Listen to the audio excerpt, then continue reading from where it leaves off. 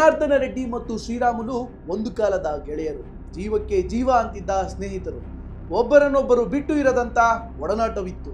ಆದರೆ ಇದೀಗ ಅದೆಲ್ಲವೂ ಚೇಂಜ್ ಆಗಿದೆ. ಮಾಜಿ ಸಚಿವ ಜನಾರ್ದನ್ ರೆಡ್ಡಿ ವಿರುದ್ಧವೇ ಇದೀಗ ಶ್ರೀರಾಮುಲು ಸಿಡಿದೆದ್ದಿದ್ದಾರೆ. ರಾಜಕೀಯವಾಗಿ ನನ್ನನ್ನು ಮುಗಿಸಲು ಷಡ್ಯಂತ್ರ ಮಾಡುತ್ತಿದ್ದಾರೆ ಎಂದು ಆರೋಪಿಸಿದ್ದಾರೆ. ರಾಜ್ಯ ಬಿಜೆಪಿಯಲ್ಲಿ ದಿನಕ್ಕೊಂದು ಬೆಳವಣಿಗೆ ಮಧ್ಯ ಮಾಜಿ ಸಚಿವ ಶ್ರೀರಾಮುಲು ಬಿಜೆಪಿ ತೊರೆಯುವ ಬಗ್ಗೆ ಹೊಸ ಬಾಂಬೊಂದನ್ನು ಸಿಡಿಸಿದ್ದಾರೆ. ಮಾಜಿ ಸಚಿವ ಜನಾರ್ದನ್ ರೆಡ್ಡಿಗೆ ನನ್ನ ಕುಟುಂಬದ ಮೇಲೆ ಸೇಡಿದೆ, ನನ್ನನ್ನು ರಾಜಕೀಯವಾಗಿ ಮುಗಿಸಲು ಷಡ್ಯಂತ್ರ ನಡೀತಾ ಇದೆ ಅಂತ ಆರೋಪಿಸಿದ್ದಾರೆ.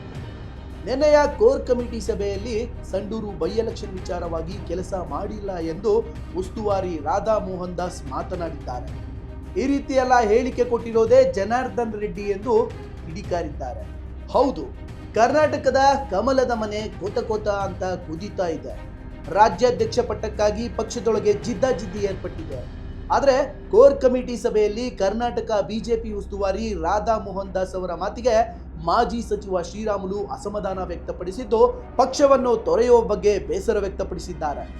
ನಿನ್ನೆ ನಡೆದ ಕೋರ್ ಕಮಿಟಿ ಸಭೆಯಲ್ಲಿ ಸಂಡೂರು ಬೈ ಎಲೆಕ್ಷನ್ ಸೋಲಿನ ಬಗ್ಗೆ ಚರ್ಚೆಯಾಗಿದೆ.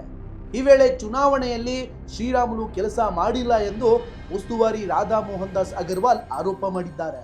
ಇದರಿಂದ ಅಸಮಾಧಾನಗೊಂಡ ಶ್ರೀರಾಮುಲು, 30 ವರ್ಷದ ರಾಜಕಾರಣದಲ್ಲಿ ನನ್ನ ಮೇಲೆ ಯಾವುದೇ ಆರೋಪವಿಲ್ಲ, ಅದನ್ನು ರಾಧಾ ಮೋಹನ್ ದಾಸ್ ತಿಳಿದುಕೊಂಡು ಮಾತನಾಡಬೇಕು ಎಂದು ಪಕ್ಷದ ಹಿರಿಯರ ವಿರುದ್ಧವೇ ಬೇಸರ ವ್ಯಕ್ತಪಡಿಸಿದ್ದಾರೆ. ರಾಮುಲು ಏನ್ ಹೇಳಿದ್ರು ಕೇಳ್ತಾನೆ ಅಂತ ಎಲ್ಲರೂ ತಿಳಿದಿದ್ದಾರೆ.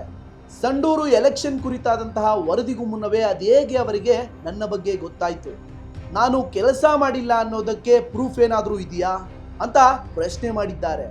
ಉಸ್ತುವಾರಿ ರಾಧಾ ಮೋಹನ್ ದಾಸ್ಗೆ ಏನೇನೋ ಹೇಳಿಕೊಟ್ಟು ಮಾತನಾಡಿಸಿದ್ದಾರೆ.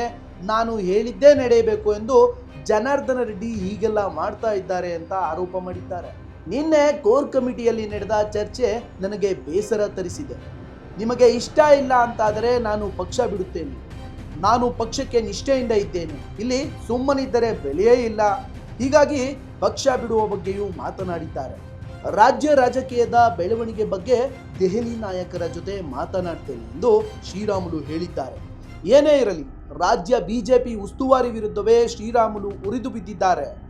ಜೀವಕ್ಕೆ ಜೀವ ಎನ್ನುತ್ತಿದ್ದ ಒಂದು ಕಾಲದ ಆಪ್ತ ಗೆಳೆಯನ ಮೇಲೆ ಸಿಟ್ಟಾಗಿದ್ದಾರೆ.